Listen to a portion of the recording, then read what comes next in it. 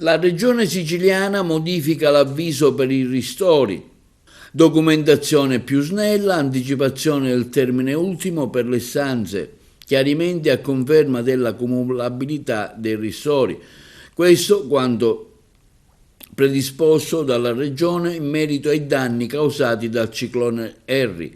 Su indicazione del Presidente della Regione Schifani, a seguito di un confronto con la Protezione Civile Nazionale, il Dipartimento regionale delle attività produttive ha apportato alcune modifiche all'avviso pubblicato lo scorso 3 febbraio, gestito dal Dipartimento e dall'IRFIS per i contributi straordinari da concedere ai gestori di stabilimenti balneari ed altre attività economiche sui litorali per i danni causati dal maltempo.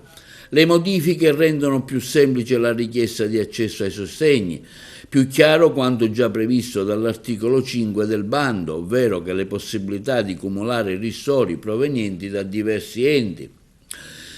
Le novità apportate dall'avviso gestito dal Dipartimento delle attività produttive e dall'Istituto finanziario della Regione vengono così in dettaglio. Per presentare l'istanza non sarà più necessaria una perizia asseverata, ma sarà sufficiente un'autocertificazione. Le domande potranno essere presentate dalle ore 12 del 17 febbraio fino alle ore 12 del 27 febbraio prossimo.